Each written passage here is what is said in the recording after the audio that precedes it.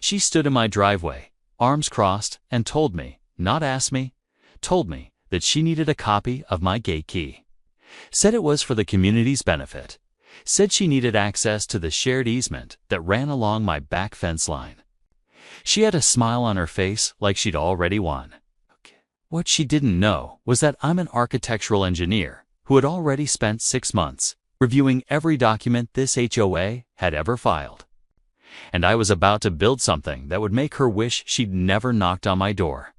Before I tell you what I built, and trust me, you're going to want to see where this goes.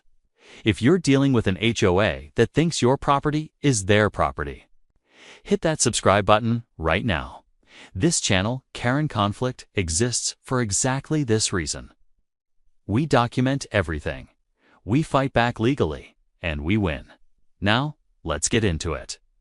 The lot I purchased has a side yard that runs along what the original plat map calls a utility and drainage easement, a 6-foot wide strip of land that technically I own. But that utility companies and the city have the right to access for maintenance. The HOA does not appear anywhere on that easement documentation. Not once. My backyard is private. I put up a cedar privacy fence shortly after moving in.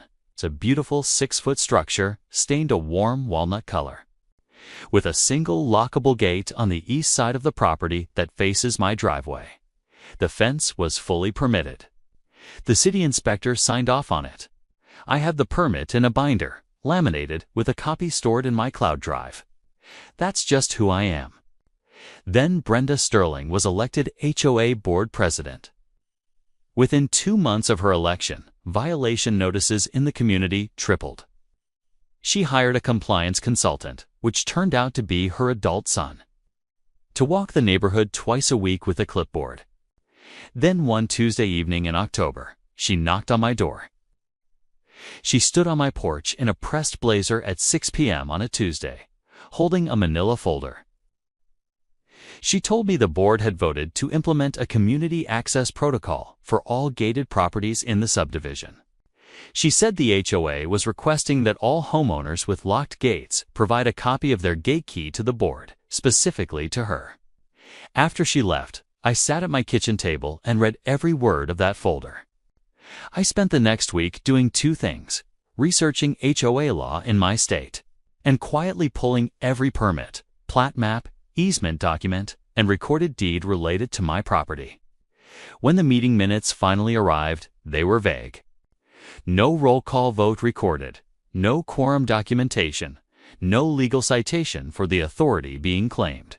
Just a paragraph that said, "The board unanimously supports community access measures." That wasn't a legal vote. That was a conversation someone wrote down. I sent a certified letter, return receipt requested, to the HOA's registered agent. In it, I stated clearly, the board's resolution lacked legal authority under the recorded CC&Rs, and I would not be complying. On day 4, she left a notice on my door.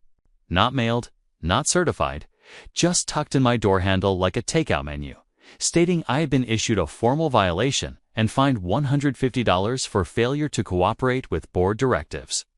I hired a licensed surveyor to restake my property lines and produce a fresh survey drawing, and I hired a fencing contractor for a consultation because I had been thinking.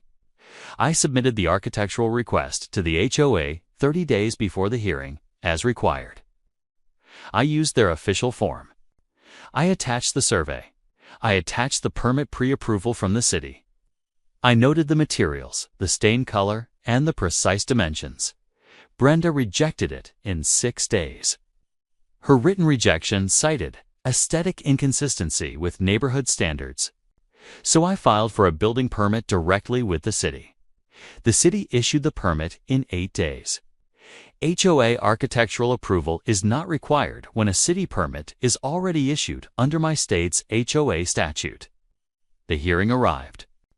I walked in with a file folder, a printed copy of the state statute, a copy of my survey, a copy of my city permit, and a copy of every letter I had sent and received in the preceding 2 months.